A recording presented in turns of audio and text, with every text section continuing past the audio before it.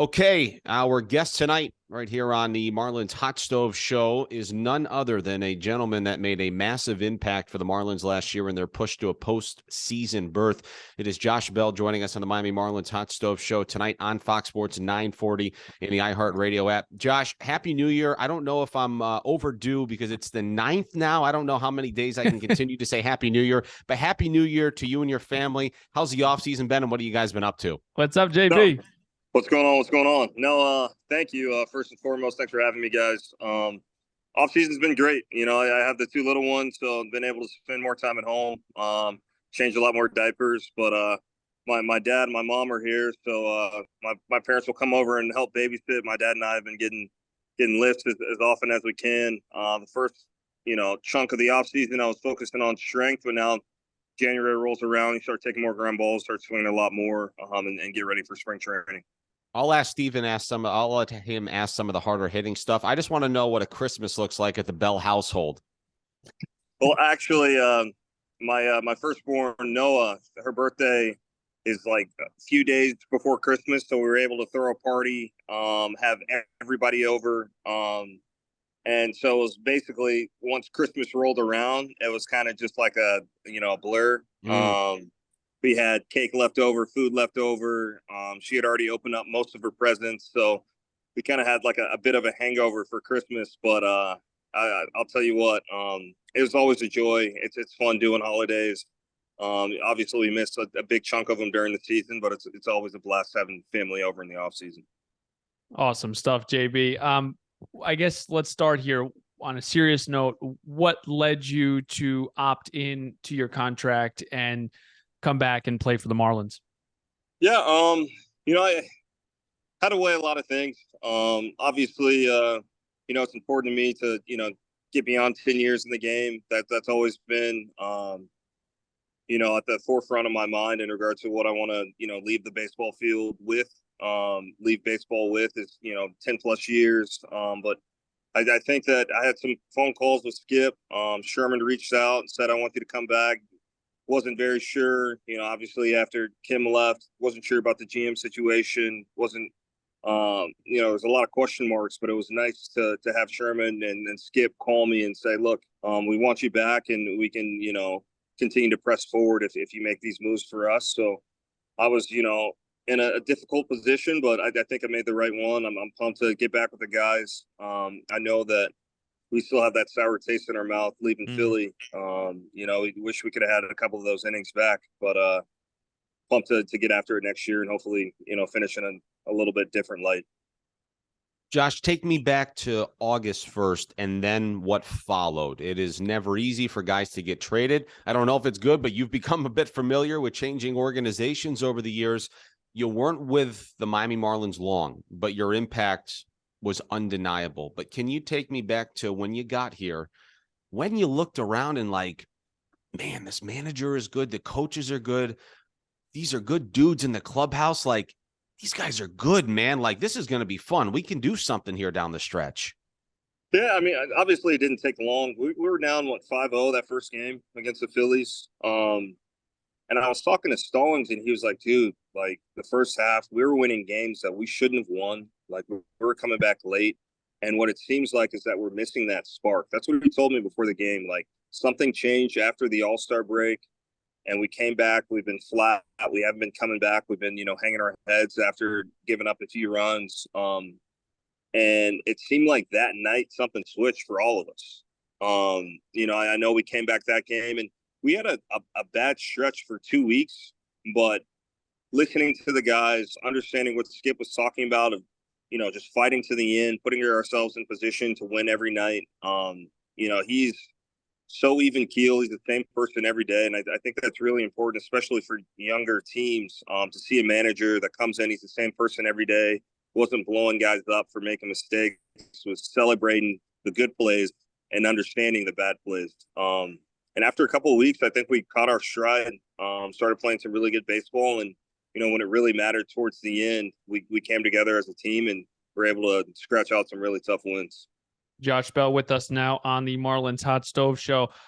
Did you change your batting stance at all last year? Because it looked like in Cleveland, that outside foot was open. And then in Miami, that outside foot was more squared? Yeah, I think that the main thing I changed was just thought process of how I wanted to attack the baseball. A lot of the guys in the American League, I had no idea what they were throwing. They were like new faces to me. When I got back in the National League, especially the National League East, I knew Wheeler. I knew he had a good spin rate fastball. Noel, all those guys. And if you can honor the fastball, especially in our division, if you can cover that, I think you can cover everything. So I squared off a little bit more. I focused on staying on top of the baseball a lot more. And I think my body morphed to that idea of how I wanted to attack the baseball. And that's when good things happened. Josh, going into the season, actually, if I go back to 2022 with you, when you were with the Padres, and then you start last season in Cleveland, but that was a team coming off a postseason appearance. And now obviously you'll do the same with the Marlins this year. It's fun for us in the media to say they got a target on their back and people are coming after them.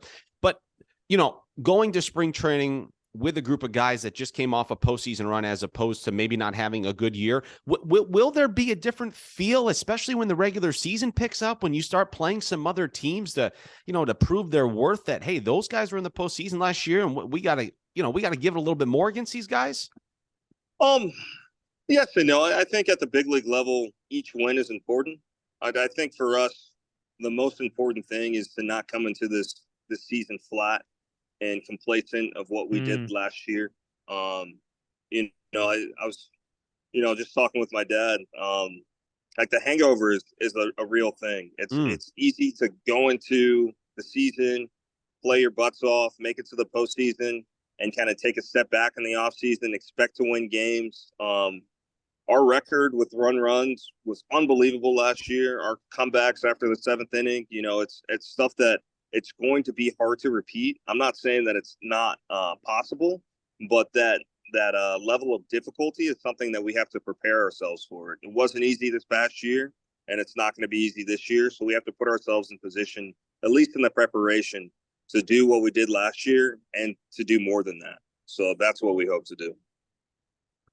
Josh, there's so many things I want to get into with, and we're kind of bouncing around here, but I was just looking at your numbers with Cleveland for that first half: 233, 11 home runs, 48 RBIs. Your 53 games with Miami: 270, 11 home runs, 26 RBIs. Did you just need a change? Did you need a change with the coaching staff? What do you think led to those numbers? No, yeah, I think a lot of things came into play there. I go back to going to the clubhouse and seeing Stalls, getting back to a person that, I've known, from high A. We played together on throughout the minor league. So he's seen my thing a ton. It gets kind of tough. You get used to certain coaches, you get used to certain routines, and you up and get traded or you sign with a new team. It's kind of hard to find that routine that works. But what works for me, I got into the caves with Brand and with Mabes. We found our routine and we really understood the attack plan. I think that was the big point that Brant, brought to the Marlins. Each pitcher, if you attack him a certain way, you're going to be more likely to have success. So if you sell out to a certain zone and if you don't chase the pitches that he wants you to chase, you're going to have more success. Doesn't mean it's always going to work, but at least gives you a game plan. And I think, if we didn't get to a starter, if it didn't work for the starter, the guys coming out of the bullpen, it worked for them. Or if it worked against the starter, we scored enough runs, and that's all we needed. So it was fun to kind of sell out to the repertoire, and I know nothing's going to change for next year. We're going to have the same reports going for us. Are New Year's resolutions overrated or underrated? And if you have any, can you please share? No, yeah, I think they're underrated. I think that everybody can strive to try to be a better version of themselves. You wish that, different season changes had the same hype as a different year. But, I think that coming into this year, I want to be able to do what I did last year, put myself in position to play as often as possible, stay on the field. So I'm focusing on, I did the strength aspect. Now it's mobility. Now it's, the repetition with the swings and the ground balls. And, I think that, if I can continue to grow as a person, continue to eat the right way and, hydrate the way I need to and prepare myself for each day coming forth. I can stay in this game for a long time. So that's the plan. It's just one day at a time. Josh Bell joining us on the Marlins Hot Stove Show. Josh, last question, then we'll let you get back to working out there in cold and Rain chilly out looking, there. yeah, Texas. Yeah. And we can't wait to see you in sunny South Florida here soon. I'm genuinely curious, though, because all the guys I've talked to over the years, I like to ask this. Are you a baseball nut? Did you try to get away from it? Do you follow the Hot Stove? Do you watch MLB Network every day? I mean, your life revolves around baseball. What do you kind of do in the offseason to stay up to date with the game? No, yeah, I think that I'll go on social media from time to time and check when guys are signing. It's hard to miss the big signings, and there are guys that you follow. Like, obviously, I followed Stallings getting signed by the Rockies and whatnot. But after the postseason, I think that my wife would kill me if I had MLB TV on every day.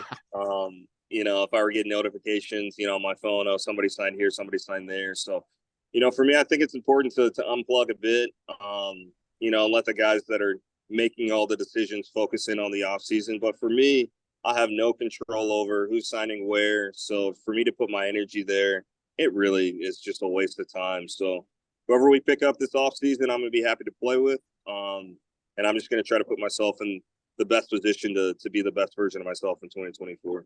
All right, Josh. Well, look, again, we might be a little tardy, but Happy New Year to you and your family. It was incredible to watch you and your teammates the final 2 months last year. Can't wait to see what you guys do here in 2024. And again, we'll see you in sunny South Florida in just a couple of weeks.